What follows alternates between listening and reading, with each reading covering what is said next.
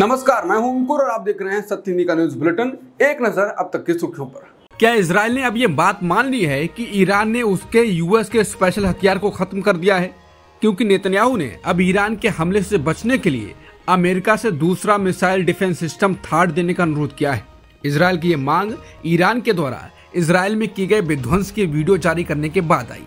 बता दें, ईरान ने इस बात का दावा पहले ही किया था कि उसने 1 अक्टूबर को इजराइल के थार्ड रडार को हमला कर खत्म कर दिया था, जिसके बाद अब इजराइल ने अमेरिका से अपने अत्याधुनिक मिसाइल डिफेंस सिस्टम थार्ड को देने के आग्रह किया है। हालांकि अमेरिका ने इसे भेजने की बात मान ली है। अमेरिकी राष्ट्रपति बाइडेन ने कहा कि उन्होंने इजराइल की रक्षा के लिए थार्ड बैटरी तैनात करने पर सहमति जता दी है। इजरायली प्रधानमंत्री बेन्यामिन नेतन्याहू के घर के पास में लेबनान का एक ड्रोन गिरा है। ये हमला हिजबुल्लाह ने किया, जिसकी पुष्टि खुद इजराइल की सेना ने की है। बड़ी बात ये रही है कि इजराइल के एयर डिफेंस को इस बार हिजबुल्लाह के लड़ाकों ने भेद डाला, जिस वजह से ड्रोन इतना करीब आकर गिरा। बताया जा रहा है कि जिस समय यह हमला हुआ नेतन्याहू वहां मौजूद नहीं थे। अल जजीरा की रिपोर्ट के मुताबिक लेबनान ने उत्तरी इजराइल के इलाके में बमबारी की। उस हमले के दौरान एक ड्रोन पीएम नेतन्याहू के घर के पास जा गिरा। इजराइल की सेना का दावा है कि इस हमले में कोई हताहत नहीं हुआ है। इसके ऊपर 2 ड्रोनों को इंटरसेप्ट कर खत्म भी किया गया है।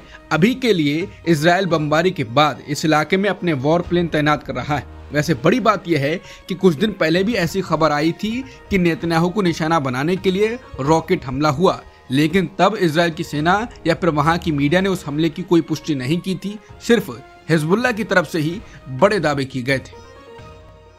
रूस के राष्ट्रपति व्लादिमीर पुतिन ने फिलिस्तीनी प्रशासन के राष्ट्रपति महमूद अब्बास को अगले हफ्ते होने वाली ब्रिक्स समिट में शामिल होने का न्योता भेजा है। रूस की राजधानी मॉस्को में इकोनॉमिक फोरम के कार्यक्रम को संबोधित करते हुए पुतिन ने कहा कि वो इजराइल और फिलिस्तीन दोनों ही देशों के नेताओं के साथ ही संपर्क में हैं और वो द्विराष्ट्र समाधान का समर्थन करते हैं। पुतिन ने कहा कि हमने हमेशा से ही इजराइल और फिलिस्तीन के मुद्दे पर संयुक्त राष्ट्र सुरक्षा परिषद के द्विराष्ट्र के प्रस्ताव का सम्मान किया है।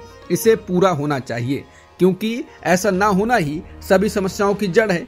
रूस के राष्ट्रपति ने कहा कि हमें विश्वास है कि ब्रिक्स सम्मेलन के दौरान हम इस पर चर्चा करेंगे। मैंने फिलिस्तीनी प्रशासन के राष्ट्रपति महमूद अब्बास को ब्रिक्स सम्मेलन में शामिल होने का न्योता भेजा है। पुतिन ने कहा कि हमें उम्मीद है कि इसके जरिए हम इस पूरे मामले पर उनके आकलन और पक्ष को सुनकर और जान सकेंगे। रूसी राष्ट्रपति व्लादिमीर पुतिन ने कहा कि गजा में युद्ध एक पूर्ण फिलिस्तीनी देश की स्थापना के साथ खत्म होना चाहिए। उन्होंने इसके साथ मध्यस्थता की बात भी कही। मिडिल ईस्ट मॉनिटर के अनुसार उन्होंने कहा कि फिलिस्तीनी समस्या का प्राथमिक समाधान एक पूर्ण फिलिस्तीनी राज्य की स्थापना है। रूस ने सोवियत एरा से इस पोजीशन को बरकरार रखा है। इजरायली प्रधानमंत्री बेन्यामिन नेतन्याहू के घर के पास में लेबनान का एक ड्रोन गिरा है। ये हमला हिजबुल्लाह ने किया, जिसकी पुष्टि खुद इजराइल की सेना ने की है। बड़ी बात ये रही है कि इजराइल के एयर डिफेंस को इस बार हिजबुल्लाह के लड़ाकों ने भेद डाला, जिस वजह से ड्रोन इतना करीब आकर गिरा। बताया जा रहा है कि जिस समय यह हमला हुआ नेतन्याहू वहां मौजूद नहीं थे। अल जजीरा की रिपोर्ट के मुताबिक लेबनान ने उत्तरी इजराइल के इलाके में बमबारी की। उस हमले के दौरान एक ड्रोन पीएम नेतन्याहू के घर के पास जा गिरा। इजराइल की सेना का दावा है कि इस हमले में कोई हताहत नहीं हुआ है। इसके ऊपर 2 ड्रोनों को इंटरसेप्ट कर खत्म भी किया गया है। अभी के लिए इजराइल बमबारी के बाद इस इलाके में अपने वॉर प्लेन तैनात कर रहा है। वैसे बड़ी बात यह है कि कुछ दिन पहले भी ऐसी खबर आई थी कि नेतन्याहू को निशाना बनाने के लिए रॉकेट हमला हुआ, लेकिन तब इजराइल की सेना या फिर वहां की मीडिया ने उस हमले की कोई पुष्टि नहीं की थी। सिर्फ हिजबुल्लाह की तरफ से ही बड़े दावे किए गए थे। इजराइल पर चारों तरफ से हमले किए जा रहे हैं, कभी हिजबुल्लाह, कभी ईरान और कभी हमास। इस बीच आज सुबह इराक में इस्लामिक रेजिस्टेंस ने कहा कि उसने इजराइल पर ड्रोन से हमला किया है। बता दें, इराक का ये गुट शुरू से ही इजरायली ठिकानों पर हमले कर रहा है। इसके अलावा ये इराक और पड़ोसी सीरिया में अमेरिकी सैन्य ठिकानों पर भी हमले कर रहा है। ईरान के सुप्रीम लीडर खामनेई ने कहा है कि हमास चीफ सिनवार अपने शहीद साथियों में शामिल हो गए। सिनवार को प्रतिरोध का एक प्रमुख व्यक्ति मानते हुए अयतुल्ला खामनेई ने दुश्मन के खिलाफ खड़े होने के उनके दृढ़ संकल्प की सराहना की और कहा कि वो इजरायली शासन के खिलाफ लड़ने के अपने प्रयासों के बाद शहादत के स्तर को प्राप्त करने के योग्य थे। सिनावर का जाना निश्चित रूप से प्रतिरोध मोर्चे के लिए दर्दनाक है। उन्होंने कहा कि प्रतिरोध अपने नेताओं की शहादत के बाद नहीं रुका और ये नहीं रुकेगा। उन्होंने जोर देकर कहा कि हमास जीवित है, जिंदा है और जिंदा रहेगा। गजा के उत्तरी हिस्से जबालिया में मौजूद एक शरणार्थी शिविर पर किए गए ताजा इजरायली हमले में 33 लोगों की जान गई है। गजा में हमास के अधिकारियों ने इस हमले की जानकारी दी। जानकारी के मुताबिक इस हमले में 21 महिलाओं की मौत हुई है। हालांकि जबालिया पर किए गए इस ताजा हमले के आरोपों को लेकर इजरायल ने अभी तक कोई भी टिप्पणी नहीं की। रूस के राष्ट्रपति व्लादिमीर पुतिन ने प्रधानमंत्री मोदी का आभार व्यक्त किया है। पुतिन ने कहा कि पीएम मोदी ने रूस और यूक्रेन के बीच चल रहे युद्ध पर जो चिंता व्यक्त की है उसके लिए हम उनके आभारी हैं। रूस के राष्ट्रपति ने कहा कि पीएम मोदी से बात करने पर हर बार वो इस मुद्दे को उठाते हैं और अपने विचार व्यक्त करते हैं, इसके लिए हम उनके आभारी हैं। पुतिन ने कहा कि युद्ध को समाप्त करने की समय सीमा तय करना मुश्किल है। बता दें पीएम मोदी 22 और 23 अक्टूबर को रूसी राष्ट्रपति पुतिन के न्योते पर 16वें ब्रिक्स सम्मेलन में हिस्सा लेने रूस की यात्रा पर जा रहे हैं। इंडियन एक्सप्रेस की एक रिपोर्ट में बताया गया है कि अमेरिका ने जैसे ही भारत के CC1 यानी विकास यादव को पन्नू मामले में आरोपी के रूप में पहचान की, उसके कुछ ही दिन बाद दिल्ली पुलिस ने विकास यादव को गिरफ्तार कर लिया था। उन पर रोहिणी के एक शख्स के अपहरण और जबरन वसूली का आरोप है। बता दें पिछले नवंबर में अमेरिकी न्याय विभाग के दस्तावेजों में CC1 के रूप में विकास यादव का नाम आया। अमेरिकी न्याय विभाग ने विकास पर खालिस्तान समर्थक अलगाववादी नेता गुरपतवंत सिंह पन्नू की हत्या की साजिश रचने का आरोप लगाया। बाद में FBI ने विकास यादव को भगोड़ा करार देते हुए पोस्टर जारी कर दिया। रिकॉर्ड बताते हैं कि 4 महीने तिहाड़ में रहने के बाद यादव को इस साल अप्रैल में जमानत पर रिहा कर दिया गया। विकास यादव का नाम अमेरिकी न्याय विभाग की सूची में साजिशकर्ता के रूप में दर्ज है, लेकिन जानकारी सामने आने के बाद भारत ने कहा कि आरोपी विकास यादव अब सरकारी सेवा में नहीं है और उसे गिरफ्तार कर लिया गया है।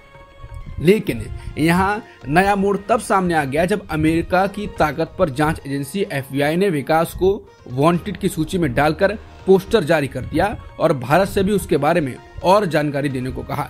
इस बीच इंडियन एक्सप्रेस के मुताबिक 18 दिसंबर को रोहिणी में एक शख्स ने FIR दर्ज कराई कि विकास यादव ने उसका अपहरण किया था और जबरन वसूली की थी। दिल्ली पुलिस ने विकास यादव को गिरफ्तार कर लिया, उसे लॉरेंस बिश्नोई गिरोह से भी जोड़ दिया।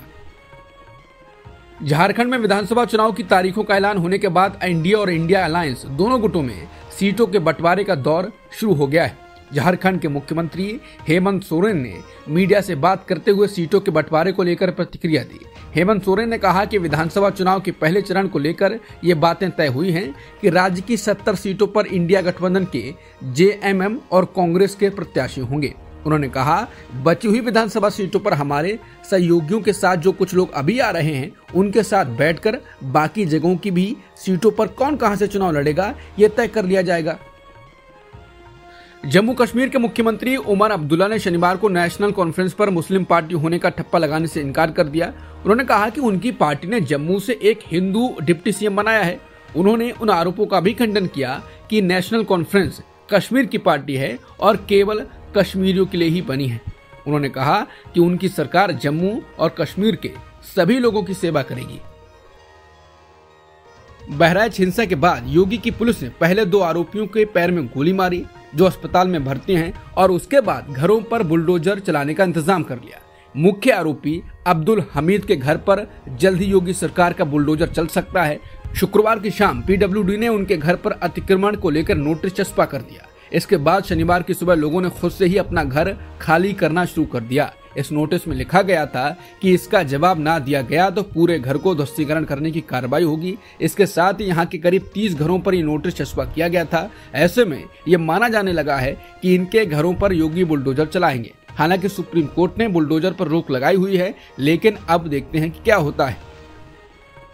बीजेपी वाले लगातार लव जिहाद के मुद्दों को मुद्दा बनाते रहे। इस बीच केंद्रीय मंत्री गिरिराज सिंह इन दिनों हिंदू स्वाभिमान यात्रा पर हैं। उन्होंने इस यात्रा पर आपत्ति जताने वाले विपक्षी नेताओं पर जमकर हमला बोला। उन्होंने कहा कि जिन लोगों को मेरी बातों पर आपत्ति है, मेरा उनसे आग्रह है कि वो कटिहार, पूर्णिया, अररिया, किशनगंज में 10 दिन तक आकर रहें, तब उन्हें पता चलेगा कि लव जिहाद क्या होता है। इतना ही नहीं, उन्होंने ये भी कहा कि पहले ये केवल लड़कियों के साथ होता था, लेकिन अब ये लड़कों के साथ भी हो रहा है।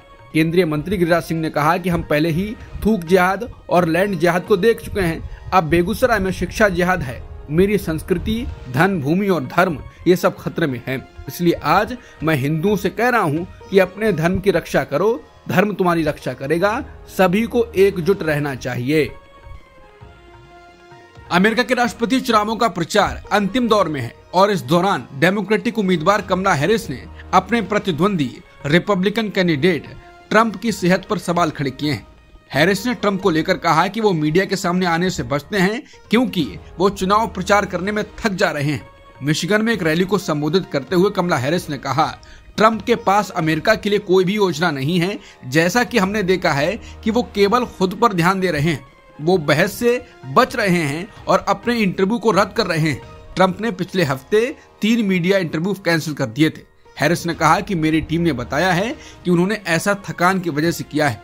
कमला हैरिस के अपनी सेहत को लेकर दिए गए बयानों के बाद ट्रंप ने कहा कि हैरिस ने मेरे ऊपर थकावट की वजह से मीडिया इंटरव्यू को कैंसिल करने का आरोप लगाया है। ट्रंप ने कहा कि मैंने पिछले 48 दिनों से आराम नहीं किया है। हैरिस हारी हुई हैं और उनके अंदर कोई भी ऊर्जा नहीं बची है।